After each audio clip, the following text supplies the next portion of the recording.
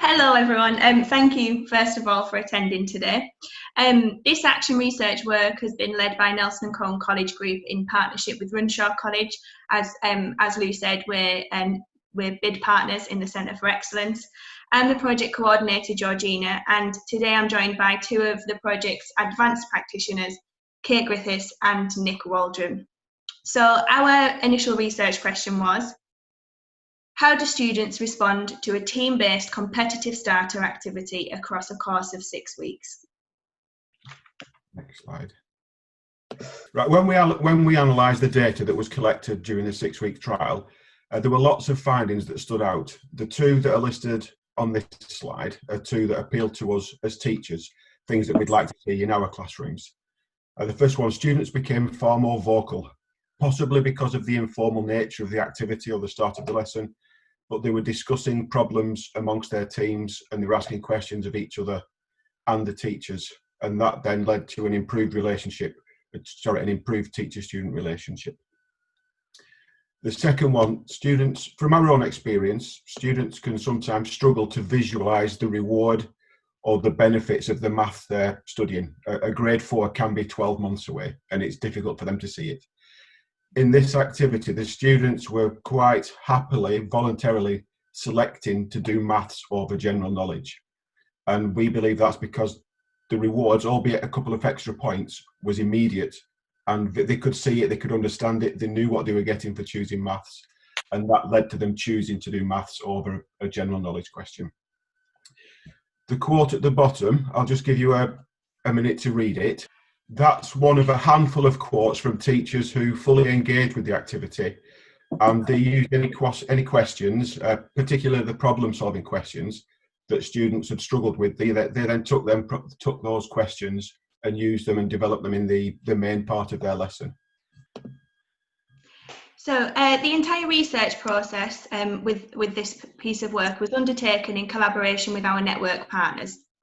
We decided at an initial network meeting last summer that the biggest barrier to our learners is their motivation and engagement. So once we decided that was our theme, we developed together the idea of students working in collaborative competition to try and improve engagement in the classroom. The core research team then took this idea and developed the finer details. We were really inspired by De Napoli's 2018 article, which you'll be able to see the reference at the end of the slides, where he used a basketball-themed activity in the maths classroom. I'm going to leave the finer details to the actual activity to Kate in the next slides. But across 6 of our network partner colleges, teachers implemented the starter activity that we designed across a 6-week process. We asked teachers and students to complete a pre-questionnaire at the start of the 6 weeks and then a post-questionnaire following the intervention. Teachers were also asked to complete a weekly report to try and track some attendance and engagement across the 6 weeks, so it allowed us to start to see trends developing. Observations were also undertaken by the research team, and our pre and post questionnaires, along with the weekly reports, incorporated both quantitative and qualitative elements. At this point though, I've got to highlight that as a result of COVID-19, we didn't get the student questionnaire response post-intervention that we had hoped for. So as a result, a lot of our findings are based in the qualitative evidence we got from teachers. Additionally, we had planned to conduct more focus groups and to try and follow up on student views from their questionnaires and the observations, but we weren't able to do those either. Next slide. So I'm going to talk you through what the activity actually looked like that we designed. So students within each class that took part were split into teams of 3 or 4, and they were the same teams each week. So they were accumulating points across the course of the 6 weeks, and there was a prize at the end of the 6-week period as well. We particularly liked the rules that were in the De Napoli article with the basketball, because they gave all of the teams the opportunity to earn points every round, and encouraged them all to join in and actually engage with the questions even when it wasn't their team's turn to choose. So we did get a choice. That element of choice was they could pick from either a lucky dip question, which was often general knowledge and worth 2 points. Sometimes we did chuck a bit of maths in there as well as a bit of a surprise. They could choose a maths question, which was worth 3 points. So that was their incentive to choose the maths over the general knowledge. And later on, from week 4 onwards, the second round also gave them the option of a problem-solving question, which was worth 5 points. So each team, each round, got the opportunity to choose one question. Should they get it right, they got the points. But if they got it wrong, the other teams had the opportunity to steal the points. So they got 1 fewer points, so 1, 2, or 4 points if they stole the answer from another team, which really encouraged them to all actually take part. I'm going to show you some of the questions, and I want to give you the opportunity to join in as well. I know some of you will be itching to solve maths questions this morning. So I will demonstrate the questions. If you don't mind popping an answer in the chat, then I'll know when is a sensible time to move on. That would be really good. Thank you.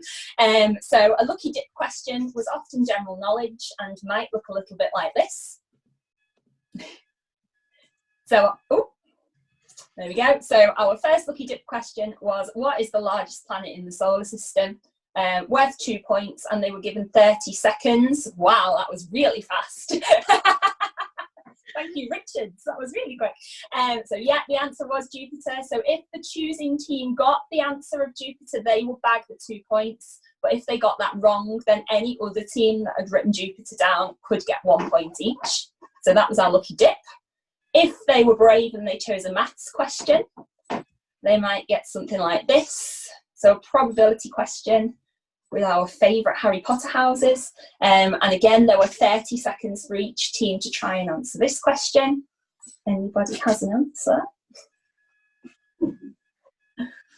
Wow, Richard's on fire. Both Richards are on fire. 0.25 is the correct answer. Well done. Let's see if we can do the problem solving just as quickly. So our final example is a problem solving question. A little bit more involved. There we go. So problem solving questions were worth 5 points, and they did get 2 minutes to discuss these ones in their teams.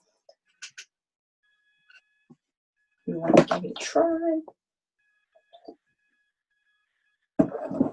Yay, well done. 6 is the correct answer for that one. So again, if the choosing team had got the correct answer, they'd bag all 5 points. If not, then any other team that had 6 written down got the opportunity to steal. So we really did like the way that it gave them all the opportunity to engage with every question.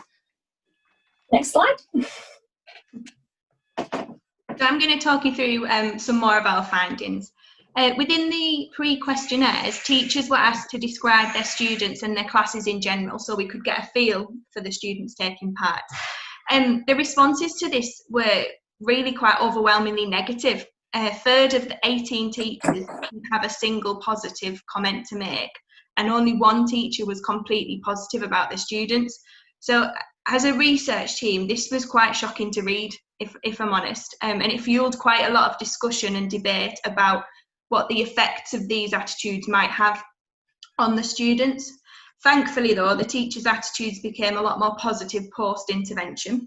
So if you look on the screen, the graph shows 2 of the questions that teachers were asked pre and post questionnaire. So the first, what percentage of your class with their current levels of effort in class and work ethic do you believe will achieve their target grade in their maths exams this year? So the graph shows that the percentage of the percentage of their students that teachers felt would achieve their target grade increases post-intervention, suggesting that teachers have become more positive about their students' prospects. The second question asks, what percentage of your class believe they will not achieve their target grade in their maths exam this year? So as you can see, the percentage decreases, suggesting teachers' views of their students' attitudes towards their own success has become more favourable. It was actually really nice to read as well in a lot of the post questionnaires how teachers were planning to use an activity like this next year because of the positive effects that it was having on their class. Next slide. So it was noted in the earlier weeks in particular that some teachers did struggle to calm their classes following the starter activity and get them back to a normal way of working.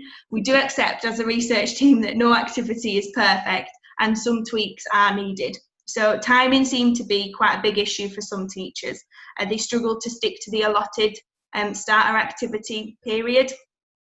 So I don't know if you noticed, but on the earlier slides with Kate, we've already tweaked that a little bit and added a timer to the slides to try and support teachers to stick in to the allotted times, because it can be difficult if the students start to have discussions and want to take it further.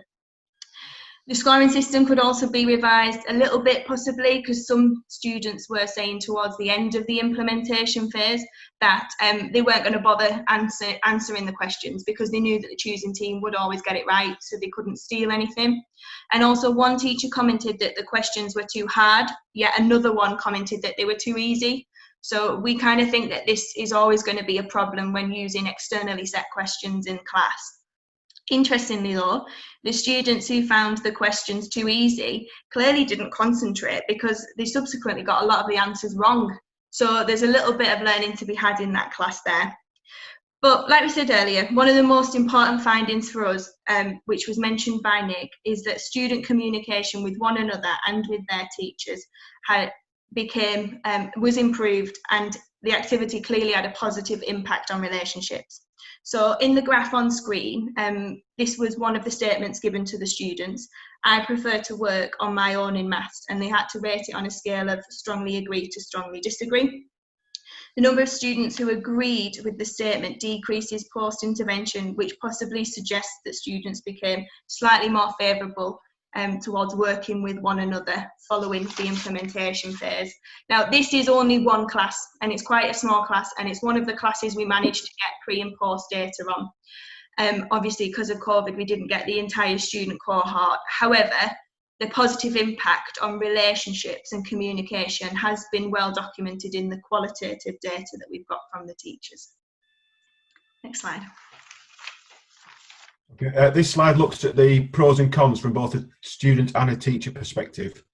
The main pros that we found from a student's perspective are all to do with their own motivation and their confidence, which then links directly into an increase in the teachers' beliefs in their students, which Georgina's just covered on the previous slide. And like she said, the attitude, the teachers' beliefs were overwhelmingly poor prior to the trial. But obviously, as the students increase their confidence, the teachers' confidence will also increase.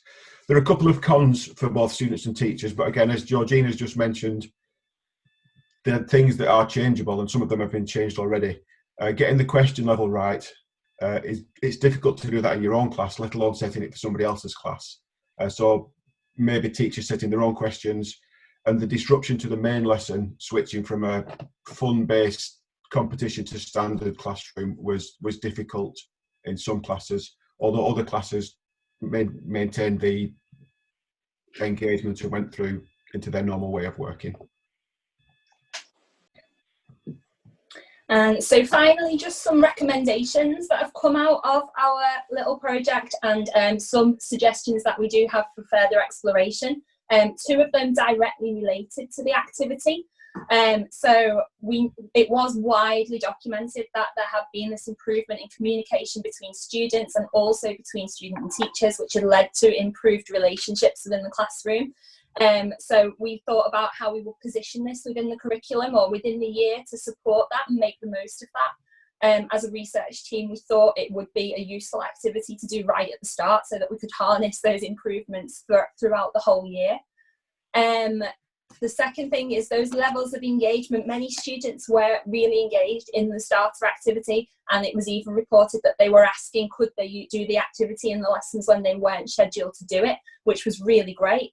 But that engagement didn't always continue throughout the remainder of the lesson. Some students switched off once the activity was over. Some students were a bit hyper and found it difficult to focus for the rest of the lesson. So further investigation will be required, we feel, into transitioning from this type of activity into the remainder of the lesson in order that we can harness that engagement and enthusiasm a little bit better. Then in sort of wider exploration, if you like, we did notice from a lot of our pre-questionnaires that teachers reported quite a lot that they didn't think their students saw that their maths was important or particularly relevant to them or would have any use in their future. And this led us to wonder whether, first of all, the students and teachers' understanding of these terms was the same, and how we could maybe think about improving that. We thought perhaps there's a nice link to the contextualisation theme there as well, and if we can contextualise the maths a bit more, that might help them see the relevance and the importance of what they're studying. And finally, I mean, Georgina and Nick have already mentioned that we were quite shocked by a lot of the sort of overwhelmingly negative comments that came out of the pre-questionnaires when teachers were asked to describe the attitudes of their class, or just describe their classes.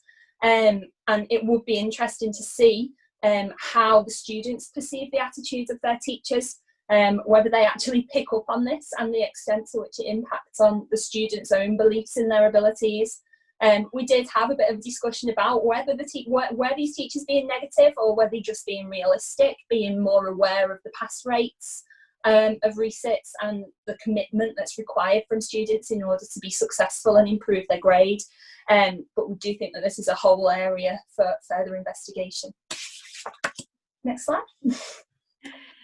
So just to round up, on the screen you can see our reference list from our report, but additionally at the bottom there's a link to our Padlet. So Nick's going to post the Padlet link in the chat.